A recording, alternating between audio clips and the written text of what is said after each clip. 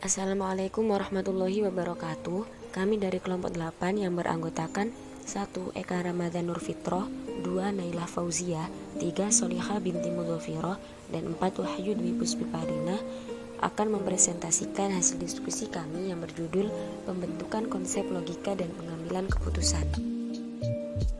A. Pembentukan konsep. Pembentukan konsep berhubungan dengan pengasahan sifat-sifat yang sesuai dengan kelas objek atau ide. Dalam pembahasan ini, kita akan lebih berkonsentrasi dengan ciri konseptual. Definisi awal konsep adalah penggambaran mental, ide atau proses. Konsep didefinisikan dalam ciri-cirinya. Ciri-ciri seperti yang telah digunakan di sini adalah karakteristik objek. Dari sudut pandang kognitif, dasar untuk menerima sebuah karakteristik sebagai sebuah ciri adalah subjektif. Jadi, seseorang dapat membayangkan sesuatu dengan ciri kritis. Sebuah objek atau ide adalah penggunaan sesuai keadaan.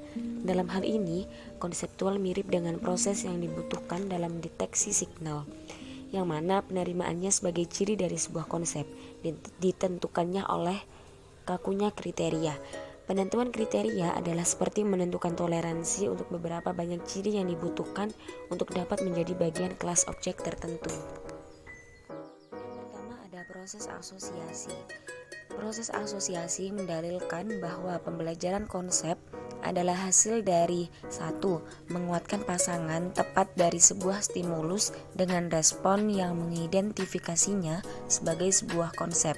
Dan 2. Non-penguatan atau bentuk hukuman, pasangan yang tidak tepat dari sebuah stimulus dengan respon untuk mengidentifikasinya sebagai konsep. Yang kedua ada pengujian hipotesis. Tahap awal dalam pembentukan konsep adalah memilih hipotesis atau strategi yang konsisten dengan objek penyelidikan kita ketika kita mencari untuk menemukan sesuatu. Prosesnya meliputi pembentukan prioritas-prioritas.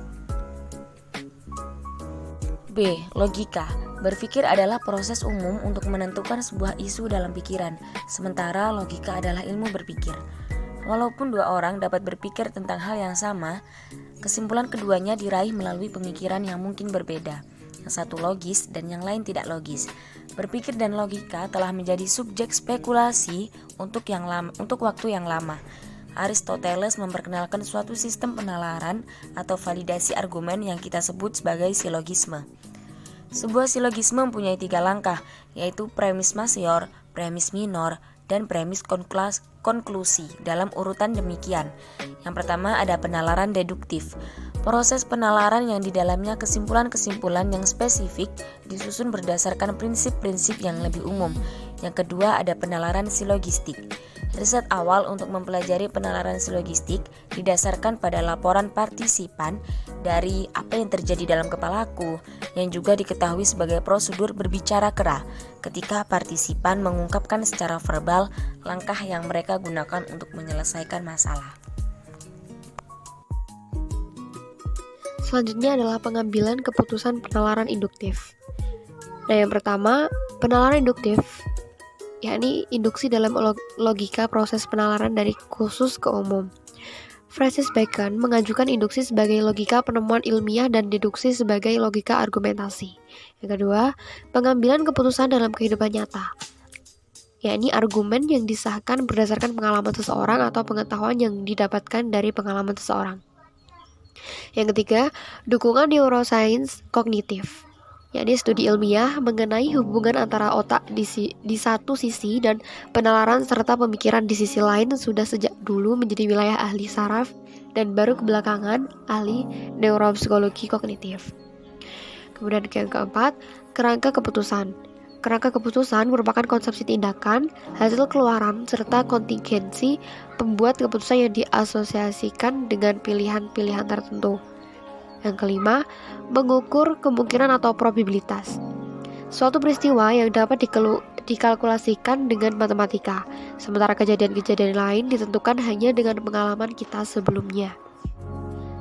Nah, yang keenam adalah heuristik keterwakilan atau representativeness heuristik, yakni mengukur probabilitas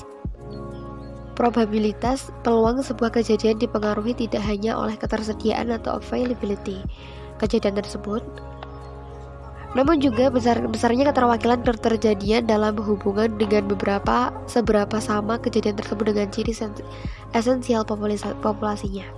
Yang ketujuh, sebuah model matematika yang menyediakan metode untuk mengevaluasi hipotesis perubahan nilai probabilitas ini disebut teorema Bayes sesuai dengan penemuannya Thomas Bayes, ahli matematika di abad ke-18.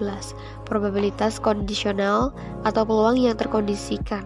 Peluang informasi baru adalah benar apabila hipotesis tertentu benar.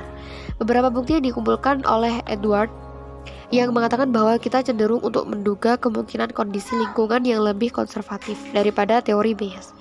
Pada salah satu penelitian mengenai dampak informasi baru terhadap estimasi kemungkinan yang diputuskan oleh partisipan. Kemudian pembuatan keputusan dan rasionalitas. Penemuan dari Tversky dan Kahneman mengatakan bahwa manusia adalah makhluk yang berpikir rasional secara sempurna. Beberapa kalangan telah menyangkal penemuan ini atas dasar rancangan eksperimen dan kesimpulan filosofi pasti yang dipaksakan oleh eksperimen ini. Kritik dari L.G. Kohn pada tahun 1981 dari Universitas Oxford yang memperdebatkan bahwa yang pertama adalah asionalitas seharusnya ditentukan oleh orang-orang yang pada umumnya, bukan menurut penyusunan eksperimen laboratorium yang tidak dibuat untuk mengilustrasikan pengambilan keputusan setiap hari dan tidak relevan pada tampilan kenyataannya. Yang kedua, tidak beralasan bahwa orang biasa diharapkan menjadi ahli dalam bidang hukum, kemungkinan hukum dan statistika yang terjadi dasar dan batas dari penyimpangan beberapa percobaan. Yang ketiga adalah hukum sistem logis dan rasionalitas tidak relevan dengan perilaku manusia sehari-hari. Ambillah kasus individu yang tidak beruntung pada percobaan menghindari mantannya menggunakan teori Bayes. Kemungkinan dari pertemuan dengan orang yang ingin dihindari besar adalah 0,32. Sekian dari kelompok kami.